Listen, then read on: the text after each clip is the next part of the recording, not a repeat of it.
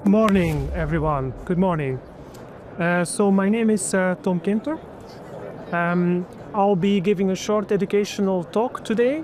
Welcome at Barco. So it's a scientific talk. It will cover calibration and quality assurance of medical display systems. So what you will learn today is really the basics of how medical displays are being calibrated, what models are being used. So should be quite interesting. So let's start very high level. Diagnostic radiology, what is it actually? Well, it's a medical specialty directing medical imaging technologies to diagnose and sometimes treat diseases.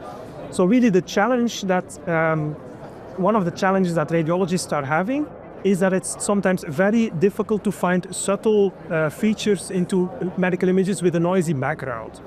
So it's very important that they can see the finest, smallest details because this can be relevant for the diagnosis.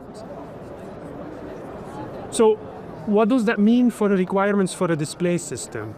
It means in fact that a display system, a medical display, will be a good display if you can guarantee that throughout the entire lifetime of the display system, it will actually visualize even the most subtle features in a consistent way. So in other words, in a way that it can be perceived by a radiologist, by a human observer.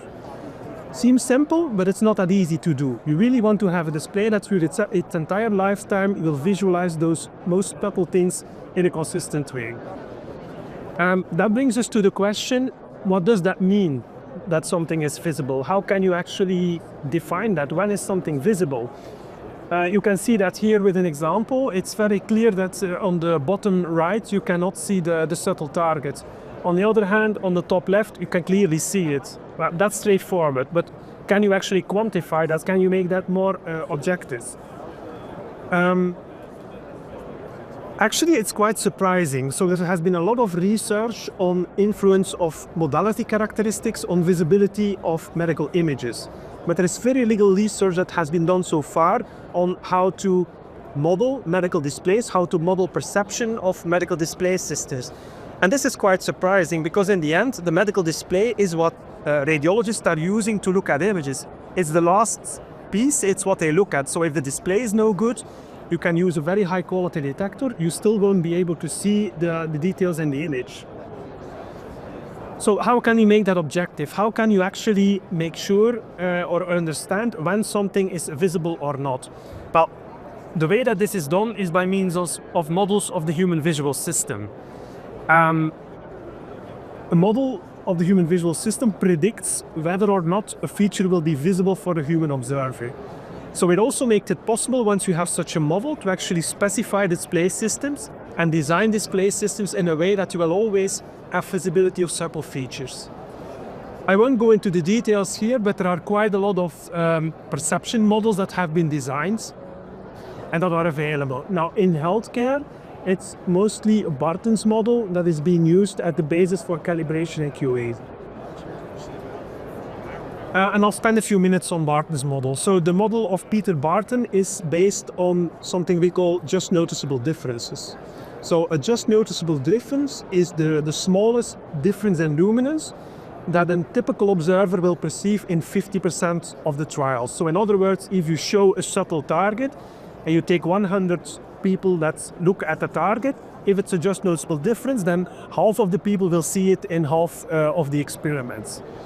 And the way that Barton defined that model is by large amounts of psychophysical experiments. So he really tried to find out when is something visible or not.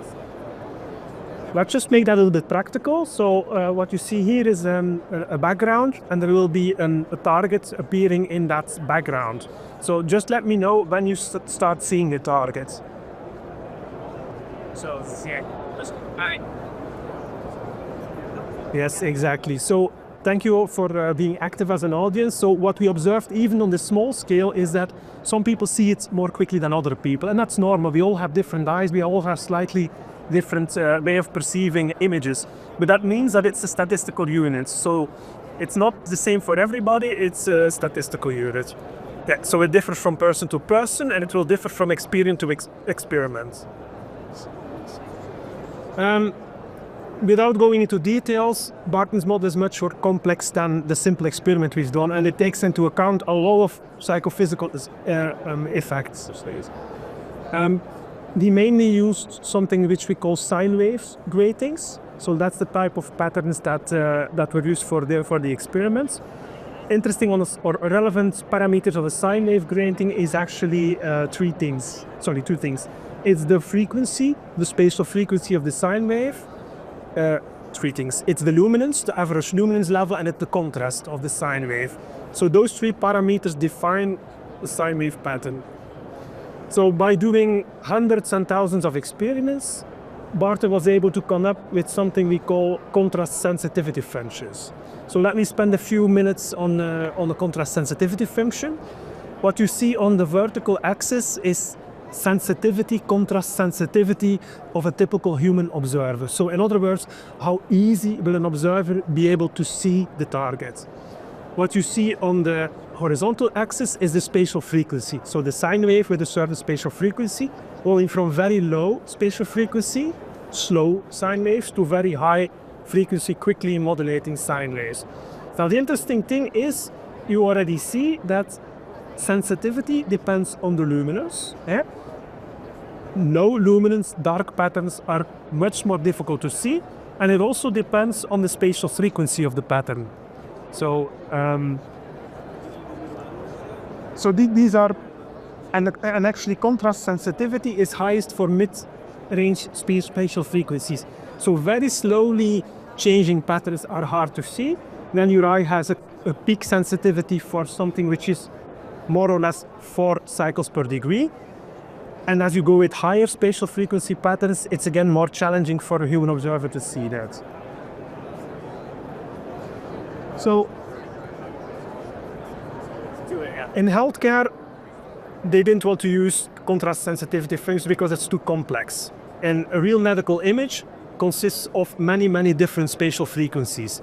Not just 4 cycles per degree or 2 or 7 or whatever, but it's a mix. So you can't work with CSS because you have that dependency on the spatial frequency.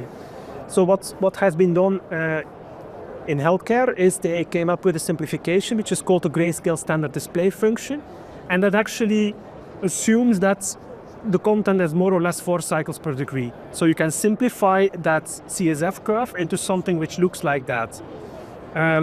What you can see on the horizontal axis is the JND index. What you can see on the vertical axis is the luminance. So what that means is these are visible gray shades. So as you go, for example, from 200 to 201, what that means is that if you have a luminance, in this case, it will be 11 from more or less candela per square meter.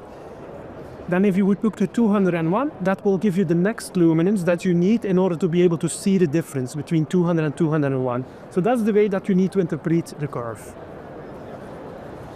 There is a complex formula, which I will not cover here, but it's not just a curve, it's actually also modeled with parameters. Now, coming to calibration. You have the basics now. How can you actually calibrate a medical display system? I will explain you that. So let me start by explaining the problem statement first. So why do we need to calibrate? Because inherently any display panel, any LCD panel is unstable, is inconsistent. So because of manufacturing variability, every individual panel will have slightly different characteristics. Moreover, and this also holds for even mass manufacturing of the same brand and the same type of panel. Moreover, these curves actually can change and will change over time. And that's due to aging of certain components, it's due to temperature, it's due to many factors, but that's not stable in time. So it means that, and this is actually exaggerated, but if you take multiple panels as such, so bare panels, they will have a different, what we call native transfer curve. So the relationship between the luminance and the drive value depends from display to display. And this is something we clearly don't want. And why do we not want that? Because if you do not calibrate, if you do not do any quality assurance, you can have a situation like this. So you have a medical image with a subtle target in it, and it's perfectly possible, it's even likely that some grayscale steps could be higher than one GND on one display and will be lower than a GND on another display. In simple words, it means that on one display you will be able to see the target, on another display you will not be able to see the target. That's a situation you don't want. Think about a hospital with 20 workstations, and you can see a microcalcification on one workstation but not on another. The radiologist will revolt, rightfully. You want to have a reliable equipment that lets them do their job. So that's why we need that calibration and quality assurance. Now, I explained you the GSDF model. So to calibrate, we already learned it will be individual, dependent on the individual display system. So there is no such thing as a generic DICOM calibration. You really need to tailor it based on peak brightness, contrast ratio, and transfer curve of every individual panel. So you need to measure and calibrate every individual display system. So coming to the point, what does that mean, calibration? Well, it's really simple, very, very simple. It just means you have your DICOM GSDF curve, and what you're going to do is to place the available gray levels on that curve, equally spread on that curve. So you will take an equal distance between the consecutive gray levels. And if you do that, you actually achieve two things. On the one hand, you will guarantee that every single step is visible, because it will be more than one GND between every consecutive gray level. The second thing you achieve is that it's also perceptually linear. And what perceptual linear means is that if you have a grayscale, for example, 23, 24, and then you have one 100, 101, they will look as having the same contrast, even though one is brighter than the other one. And that's also something you want, because if you do window level and you increase your brightness, you don't want to distort the signal in the image. So that's very simply said how you calibrate. Skip that one. I already explained this. Now, practically, how can you calibrate? Well, in the past, it was done with a photometer. So you really put a photometer in front of a display system. You measure the native transfer curve of the display, you measure the peak luminance, you measure the contrast, and then you calculate your GSDF curve and you put your gray levels on that curve. So that's how it's being done. You have a very important lookup table here, which is what we call the calibration lookup table. So where you make that translation, where you put those gray levels on the GSDF curve. Now, there are a few finesses that are important. If you want to be able to accurately map all those gray levels on the curve, you need to have sufficient bit depth, as we say. So if you only have 8 bits of gray, meaning you can drive your panel with 256 values, you will never be able to accurately put those gray values on the curve. Why? Because you don't have enough fine tailoring, fine adjustment you can do. So you need 9, 10, 11 or even more bits. So in the situation of Barco, for example, we work with at least 12 bits in our internal processing, such that we can very accurately put the gray levels on the curve and do a very accurate calibration to DICOM. You can see that here. So that's the target you want to follow. So you want to be on the curve. So you want to be able to pick pay levels that are exactly on the transfer curves. Depending on the number of levels you have available, you can be accurate or less accurate. And the number of levels depends on the bit depth. So the higher bit depth you have, the more accurately you can calibrate with DICOM GSDF, and the less deviation there will be compared to the target. So let's make it a little bit practical. So contrast of display systems. Everybody knows if you increase the contrast, you can actually see things more easy. Practical example, same image, higher contrast on the left, you see the target much more easily. Now, if we apply what we just learned, so on the DICOM GSDF calibration, what happens? What do we learn from that? I won't go into detail, but what we've done here is we've taken 2 example theoretical display systems, display A with a contrast of 100 to 1 and a display B with a contrast of 1000 to 1. This is extreme because 100 to 1 is way too low and not used, but it's to make the example here. So if you calculate, so if you translate the candela per square meter to JNDs, then you see that you have about 407 available JNDs or 1.59 JNDs per step on that display system. Display B will have 739 and almost 3 JNDs per step. So it means that display B will have a perceived contrast which is 82% higher than display A. This is important to understand. So it says perceived contrast, what your eyes will see. If you would ask your radiologist or if you would ask radiologists how much more contrast it is, they will say it's about W, not about 10 times more if you just measure the contrast. That's the psychophysics.